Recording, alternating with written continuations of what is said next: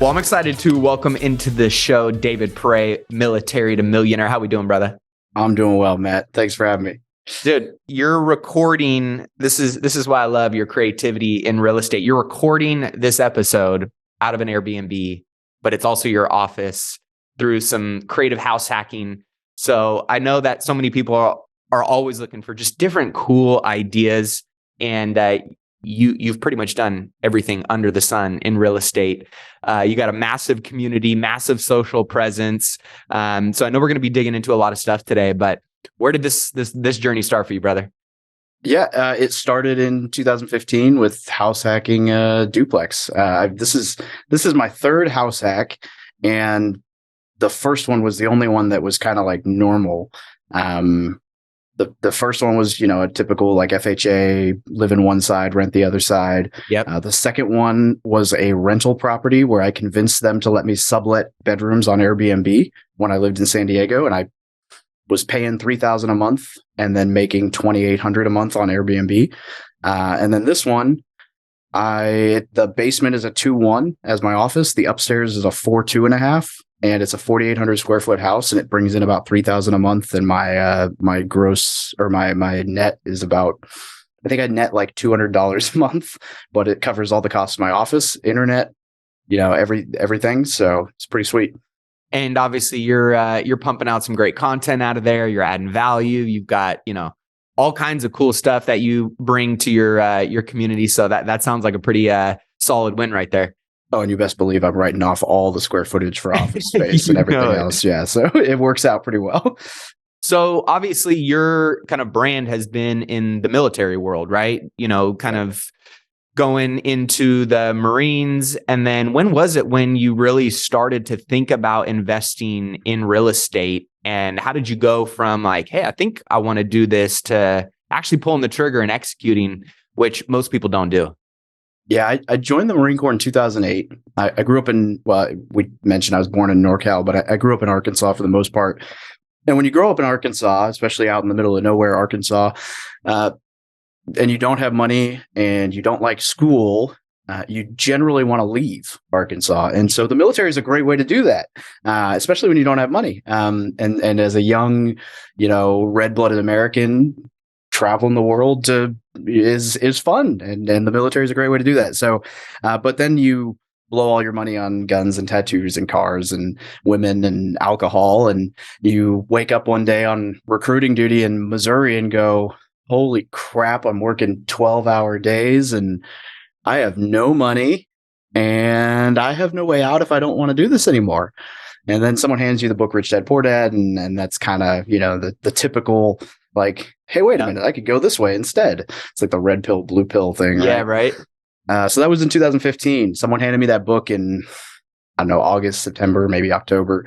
And I closed on the duplex December 28th. Ironically, I'm going to sell that to a GoBro December 28th this year. So 7 years to the day. No way. For just about double what I paid for it. So a friend of ours, Nigel, is buying it. So, dude, that's amazing. Yeah. And I know we got a lot of, because we happen to be a little. Well, we're open to all, but we've got a lot of people that are a little bit more conservative that we're definitely pro military, pro USA on this podcast, and a lot of military guys reach out, whether it's firefighters, police officers, or military that are kind of like, man, I love my job, but I don't want to grind at this forever. The same train of thought that you mentioned. And there's a lot of skills, obviously, that you learn in the military infrastructure that is, really powerful when it's applied in the right way. What were some of the things in terms of skill sets that you knew you could leverage going into this wealth building journey that maybe other guys could lean in, or guys and gals could lean into themselves in their journey? My favorite joke to make out of that question is honestly probably the best answer. And every service member who hears this is going to laugh, and they're going to know how true it is. There is no occupation in the world that prepares you better for entrepreneurship in the mentality of when you first become an entrepreneur, you are working for absolutely free. Yep. than the military, because in the military, you do this thing where you show up to work and you work stupid hours for no extra pay all the time. And you might work Saturday and you might work Sunday and you might get stuck at work all night. You might work a 24-hour shift. You might work a 48-hour shift.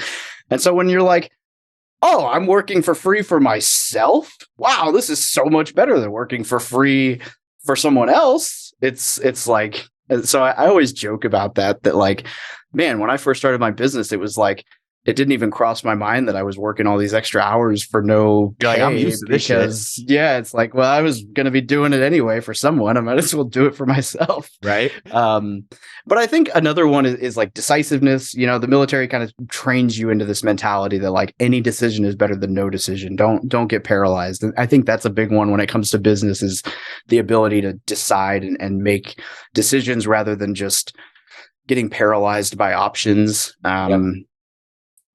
And then I think really just the mentality of you know, continual progression, right? Like the consistency, you know, the just continual movement. You know, everyone always says it's consistency. It's small actions, small steps, consistency. I mean, it's redundant. It is what it is, but that's exactly what success is. It's just small, repeatable steps that are usually pretty boring. And the military does a really good job of just telling you to put your head down and keep doing the same thing, and eventually it'll work out for you. And I think most service members just kind of have, they're kind of self-starters. They're independent. They're able to make decisions. They're able to stay consistent. They're disciplined, and those basic traits. I mean, there's plenty of other tangible, intangible leadership. You know, you can name a bunch of random stuff, but I think for a lot of us, it's just kind of those basic things. Yeah. What were some of the things that as you came out, you almost had to like unprogram and kind of rewire that you see holding a lot of people back when it comes to their wealth building journey?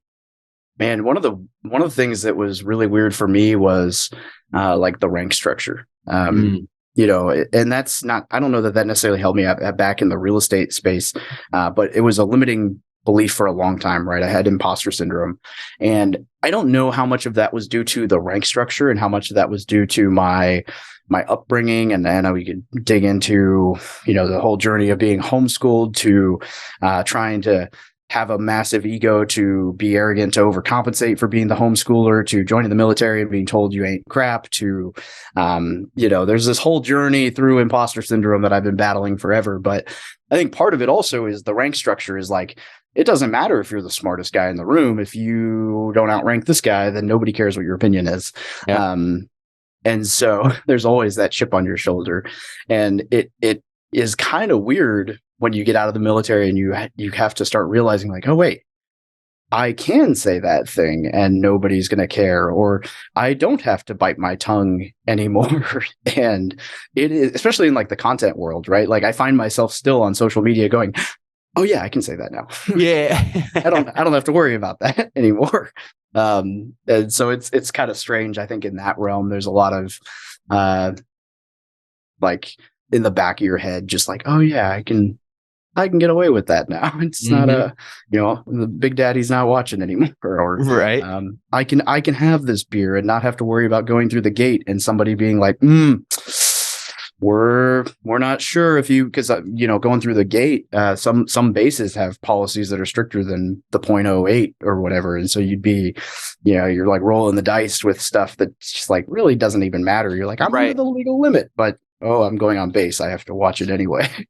So I don't know. And as you're, you know, you kind of started on this journey. What was your vision? Like, why real estate, and what was your vision? What did you ultimately want to get out of real estate as you know, kind of started transitioning towards that as your full-time focus? Dude, real estate, just because I read Rich Dad Poor Dad and I was like, oh, real estate sounds cool. And then when I bought the house hack, it was just kind of proof of concept. It was simple. It made sense. It was easy to understand. And I'm a nincompoop, so easy to understand is important to me. As far as the vision goes, there really wasn't much of a vision. It was just that I wanted the ability to work less if I wanted to. I mean, the adage of work on what you want, when you want, where you want is really all it boiled down to. And I think that's pretty much true. I mean, I got out and I'm working just as much as I was, but it's on what I want to, Yeah. And it's funny because I think we all get stuck in that trap where, like, realistically, I could probably be done if I chose to, right? If I fired everybody and shut all my doors, I could probably live off the one thing that I've still got as a recurring stream. But what's the fun in that? Yeah. I was going to say now, like, based on it being in the, in the world of real estate longer, doing so many different things, and maybe we could talk about what some of those things are so people can kind of get a little more context to what your real estate wealth building journeys look like. Like, what has it evolved into now? Yeah, we're sitting at around 100 doors. I got a 40-unit hotel, a 23-unit apartment, 15-unit apartment, bunch of 1 to 4 unit properties that have all been bird.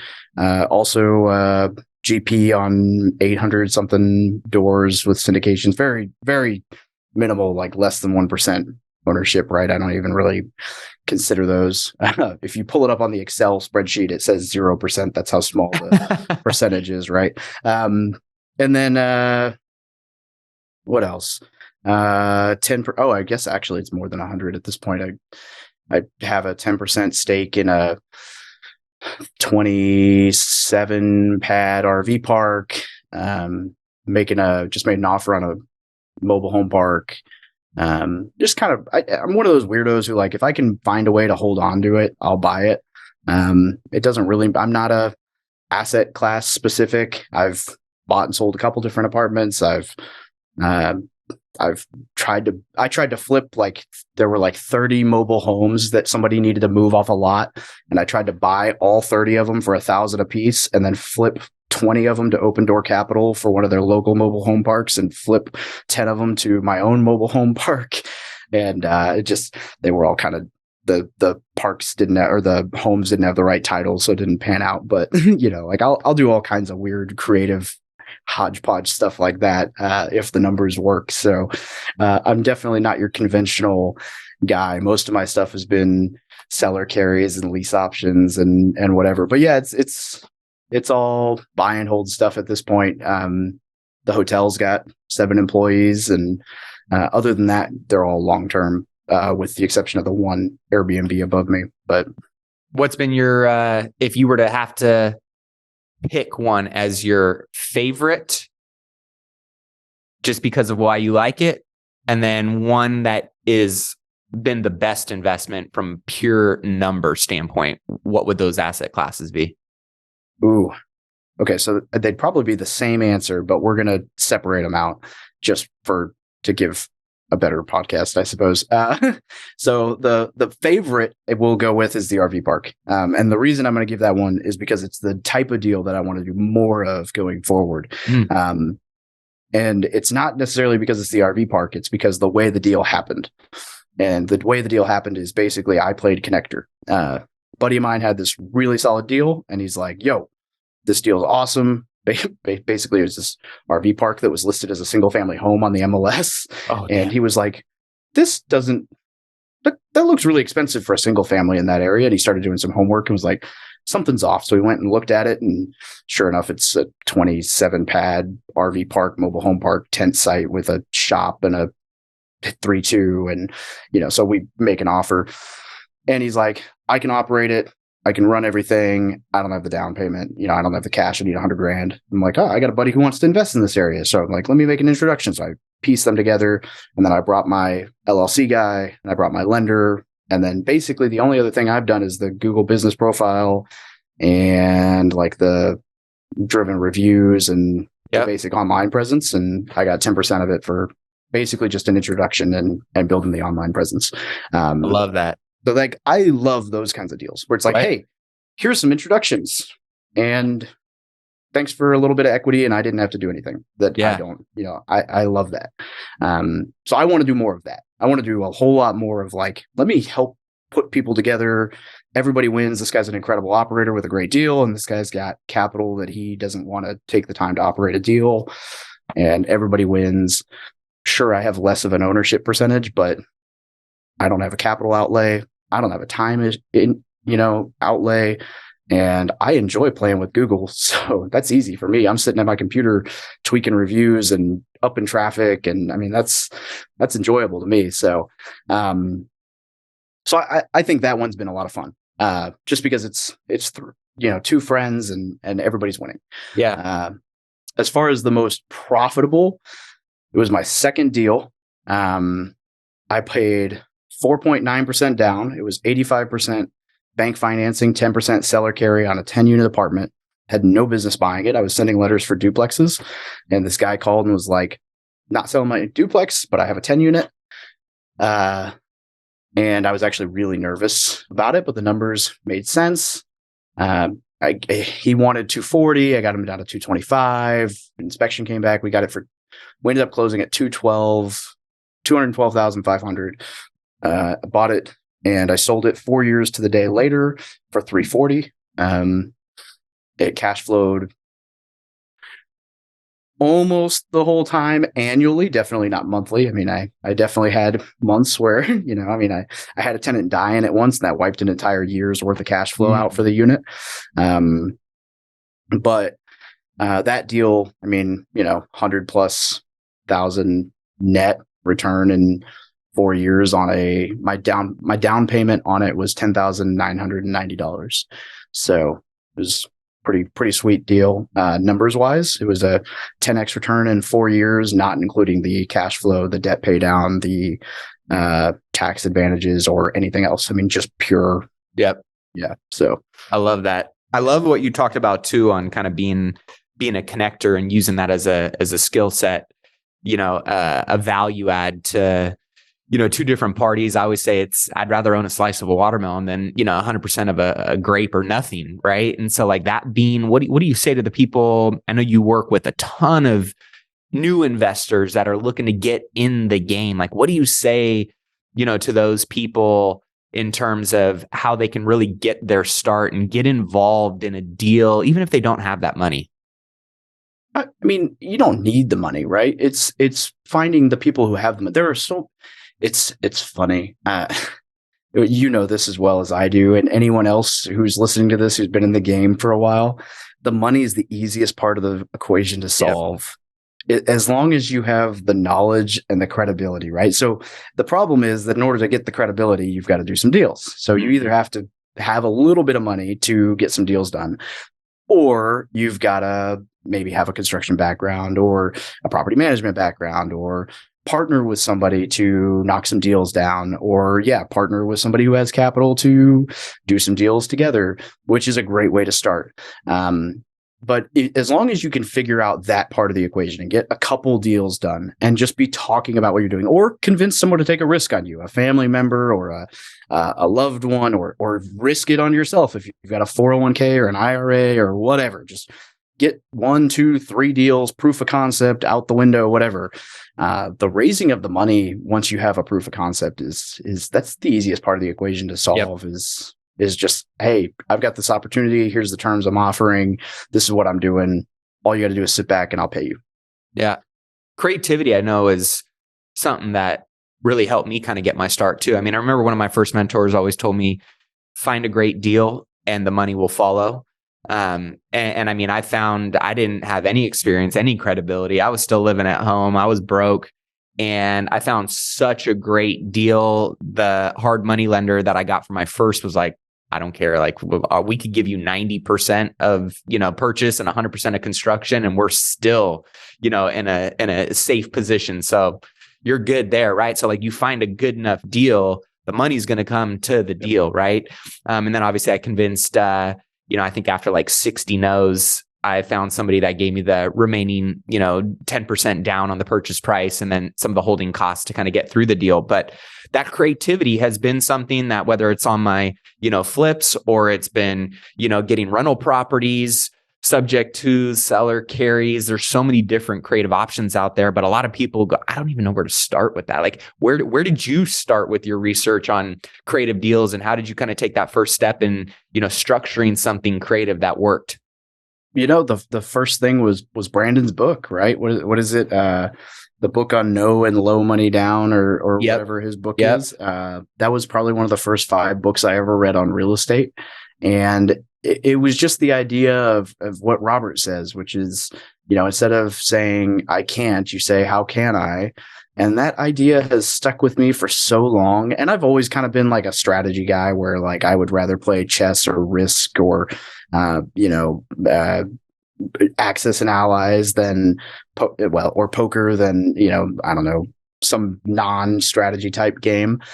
So the idea of creativity, it just kind of, I don't know if it comes naturally, but it's fun to me. Yeah. And we've done some wild, I mean, I've got a property right now that we're about to list that we bought it for $38,000, 0 down, 0 interest, and no payments for 12 months. Ooh, flip. So love that. I mean, and I ended up having to make it work. I ended up doing a second position for the refi. So that was a little more expensive, but the numbers still panned out great. I could have just paid cash for the refi, but whatever.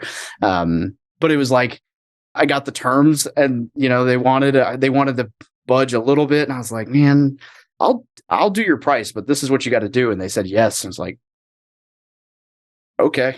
So basically they gave me the house for a year for free. And I'm like, all right, cool. Thanks. I'll remodel your entire house before I pay you for it. Yeah. And it was sweet. And that's the one of two now that we've done with basically a interest-free loan for 12 months. So it's brilliant. It's fun. I think a lot of people don't understand your price, my terms, or, my price, your terms. Yep. Talk a little bit about that strategy for, somebody that may not understand it, how powerful it really can be.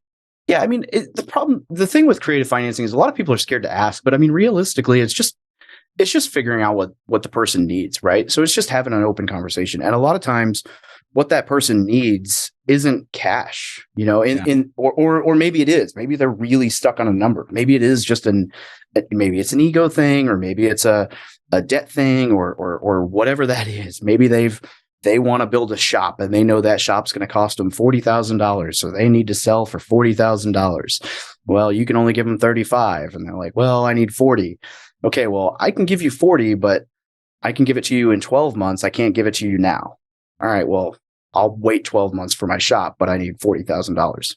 Okay, well, then we can do it this way. And people will jump at that. So it's that negotiation, it's figuring out what they need. So the my price, your terms, your price, my terms is just kind of the figuring out exactly that. It's, hey, this is the best I can do. And I'm willing to play with the terms to make it work for you. But if we're going to give you the amount of money that you want, then you're going to have to give me the interest or the amortization or the balloon or the whatever that I want to make it work for me. And that's the other thing that I love with creative financing is how much you can play with, the interest and amortization. I mean, for example, that 10 unit, the other thing that I never really touch on, because when you really start digging into numbers, it kind of, it blows a lot of people's minds or gets confusing. But so that was a 5-year note on the 10% seller carry. I refinanced in 18 months and paid that off, and there was no prepayment. And so it was a 10% interest rate, I think, on that seller carry. It might've been 5, I don't know, but I think it was 10. And anyway, because I repaid it in 18 months, it was effectively like a 1 or 2% return because of the way that amortization works and blah, blah, blah, blah, blah. I mean, I basically paid off the note, 3.5 years early. And so I didn't pay interest on the 3.5 years that he would have had the note. And so, it's like, well, cool. Thanks for, it would have been 10%, but I basically paid 2.5 or 3% of that to you. So, I think understanding those toggles are so critical on how you can use that, and kind of like you said, in a game of strategy. I always think of, I was just finished reading David Patrick's book, Your Next 5 Moves, and he kind of talks about the grand chess master always thinking 20 steps ahead. And most people don't even think 1 step ahead, let alone 5, or, like a grand chess master, 20. And so approaching every real estate investment and opportunity with that kind of mindset, it almost kind of becomes like this game, right? And Jesse Itzler, at one of the GoBundance events recently. He just said, you know, life in business is kind of like, and I would equate it to, you know, real estate investing. It's kind of like a Rubik's Cube. It's really complicated, but at the same time, it's actually really simple. And once you kind of crack the code and understand how to solve it, you can do it in 5 minutes, 10 minutes, you know, every time going forward. And so it's really one of those things as you build going forward, you get a little bit better in terms of solving that Rubik's Cube, with every deal maybe looking a little bit differently. But I love how you kind of talked about some of those toggles, because you can almost make any deal work at any price with the right terms. Oh, yeah.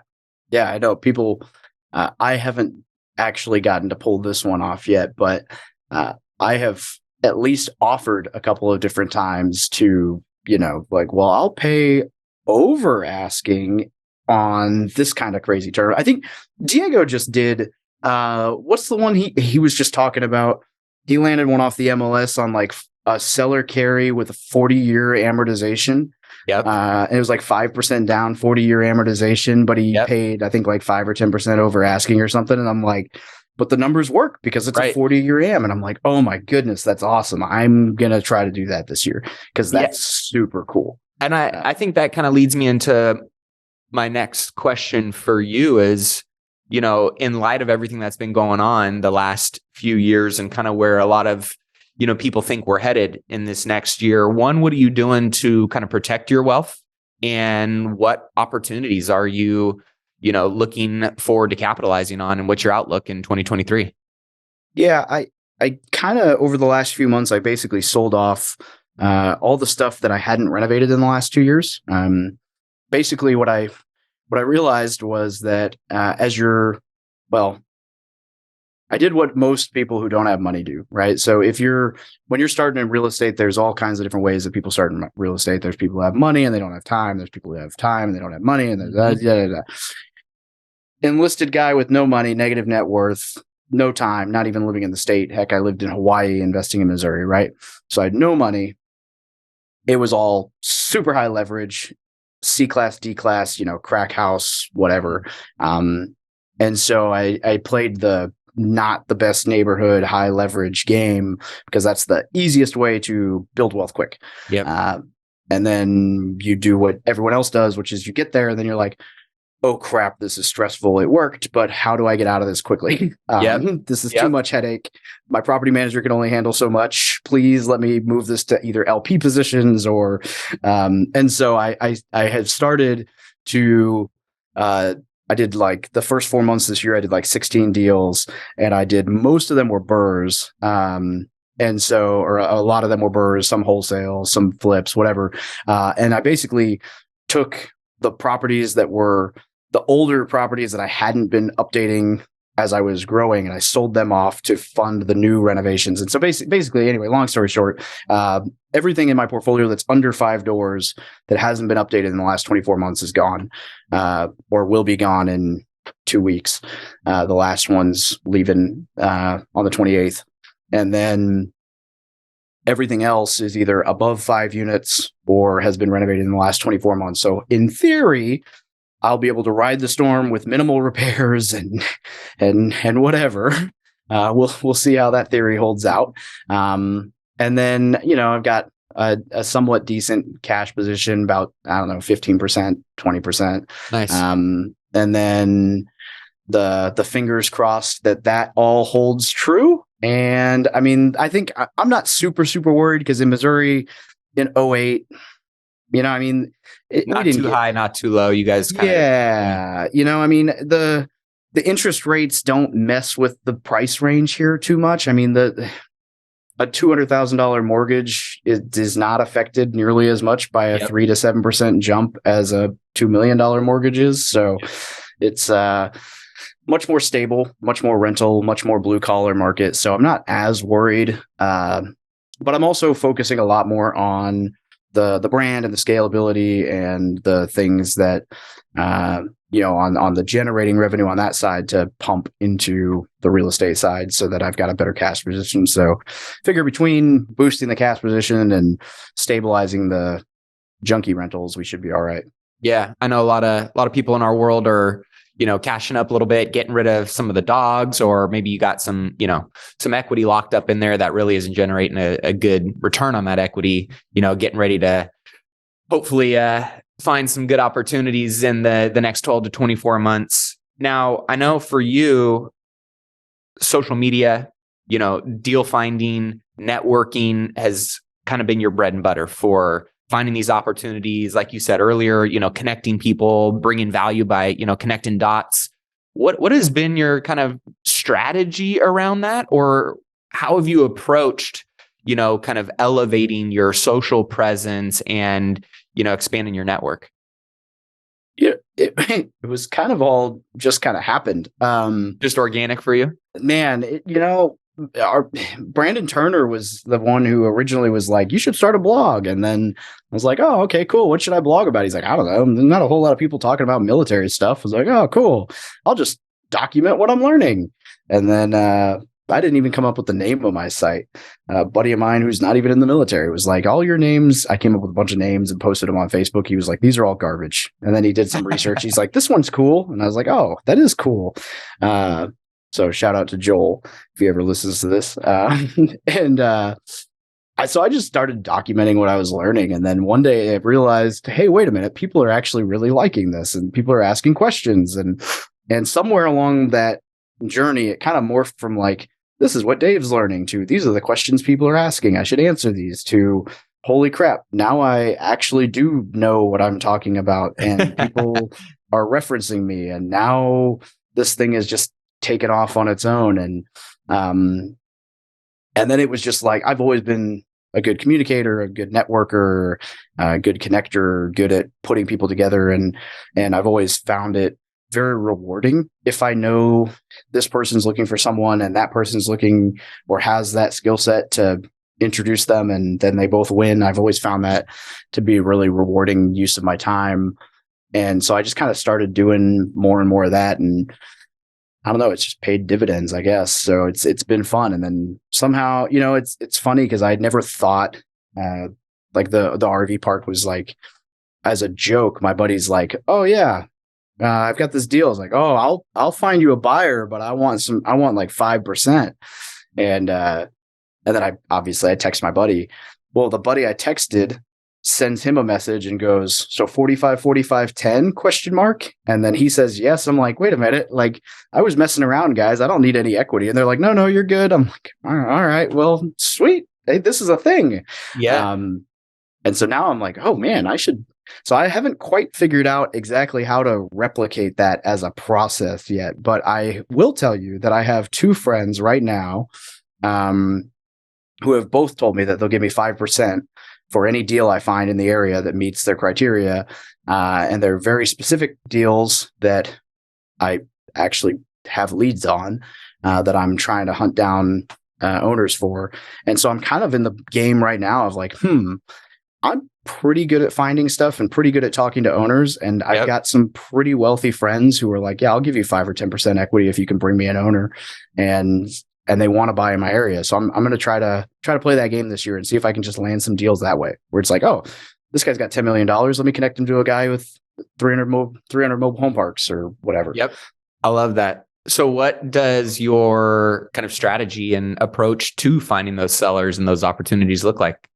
I'm a big direct mail guy a lot of times, but with something like a mobile home park, especially like bigger ones, a lot of times I'll just pick up the phone.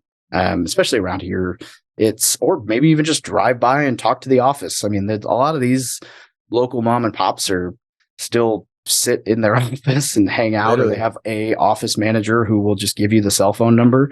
I also have an assistant who works in my office. So a lot of it is, hey, Rachel, I need you to pull this info from PropStream and call these 50 people and whichever one you get on the phone, let me talk to them. And so I'll play that game. I've got 7 I need to call back this week. So we'll see, or need to follow up with, I guess, not call back, but make it sound like they called in and I'm just ignoring them. But no, I was going to say a lot of people are going, hey, I'm willing to pick up a phone, or, I'm willing to, drive by. I'm willing to talk to a seller, but I don't really know how to track these people down. I don't know where to find these types of opportunities or leads? What are some of the, ways that you go about kind of gathering that data? Yeah. Well, I mean, it's funny. It really depends, right? It depends on what you're looking for. PropStream is an easy way for most stuff. I love PropStream. Yep. But if you're looking for like a mobile home park, depending on your market, I mean, you can literally just Google mobile home park near me and boop, there's like 20 that pop up and you just call them all. It's really not hard to find something like a mobile home park or an apartment complex. If they're doing their job right, they make it really easy for them to be found because they're trying to get you to find them. What it gets hard to find is when you're trying to do I want to find a person who lives out of state and owns a single family house, but they're also behind on their taxes and their tenant is just moved out. But that's actually really easy to find if you know how to use PropStream. And I mean, you've played that game, you know how to do that. It's like toggle 3 buttons and now you've got 500 of them to hit up. So it's technology is great, but it just kind of depends on what you're looking for. So one of these guys is looking for big mobile homes, the other is looking for apartments, and I've got some hotel buyers in the area as well, and I'm kind of going to play the game with all of them and see what we can land this year. I love it, dude. Well, keep me on that hotel buyer list. I'm always looking in that area. I'm trying to gather my 4th this year. So we'll definitely have to connect on that one offline. But I know, for you, you're a pretty humble dude, and you're not somebody that is, looking to be driving around Lambos and, flexing the Gucci belt, So what is it that keeps you driving down this path for financial freedom, and what does real wealth mean to you, David? Well, for the record, I will 100% have an exotic car one day. Okay, cool. I am a car guy. In fact, anyone who's gone far enough down the story will know that when I bought my duplex, I had a red convertible S2000 that I had completely decked out, which is why I had a negative net worth. And I sold it at one point to buy a duplex. And then I sold the duplex to buy a hotel. And then every time I've rolled that capital, I've gone, I could buy another property. And I keep telling myself, so it's like I get the itch for a car. One day it'll be for a car. Someday I'm going to convince myself it's time to buy the car. And every time I go to buy in fact, the other day, like 2 months ago, I was straddling a Ducati on the phone with my wife. Like, I think I'm finally going to buy something fun. And then I got off the Ducati and got back in my station wagon and went home. And my wife's like, are you going to, I'm like, I don't know. Every time I think about buying a toy again, I realize I could buy another house. So I'm an adrenaline junkie, but I haven't pulled the trigger yet on a car. So I say all that just to say someday there will be a car. And for sure. I've always been a car guy. So what does real wealth look like? I want to be able to travel and just, work remote, work on what I want, when I want, where I want, with who I want. I don't want to have to feel like I have to do anything for anyone. I just want to be able to, you know what I think it is? I'll tell you what it is. Robert Kiyosaki was on my podcast, and I don't know if I've said this on live. So Bigger Pockets had him on their show. And their former producer, who won't be named, told me he was probably, the rumor mill says that he was the most edited podcast they had at the time. And when he was on my show, we don't edit anyone. Yeah. Not a word. I mean, he's talking about trannies and all kinds of stuff. It was great.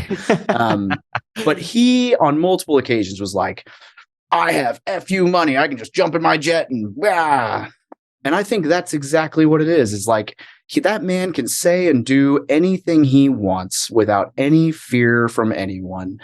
And people think he's off his rocker and this, that, and the other. And it's like, that's what it looks like to me. I can say, do, be whatever I want. No hooks in you. No worries about any blowback, any repercussions. Someone asked me the other day if I'd ever consider running for office. And my answer was just nope. Because you know what? When I was 20, someone's going to surface with a photo of me with wieners drawn on my face from the Marine Corps, and I don't need that in my life. Nobody's got anything on me right now. I'm a happy man, Yep. It's good. Life's good. I love it, man. Well, I know a lot of people can definitely resonate with that definition of wealth. And I know a lot of people are going to want to know more about how they can engage with you, your content, your YouTube channel, your courses, your mastermind, all the cool stuff that you got. Where is the best place for them to learn more? The easiest way is just Google Military Millionaire. But the Facebook community is probably the easiest. The Military Millionaire Facebook group is the biggest hub for everything. And we're there. And if you want to reach out to me directly, Instagram is the best spot I still personally respond to all my DMs there. So cool. Well, I see you at the Go Abundance event in Tahoe, Lake Tahoe. I was about to ask you. Yes, I will be there. Awesome, brother. Well, I'll look forward to having a beer in person. Absolutely.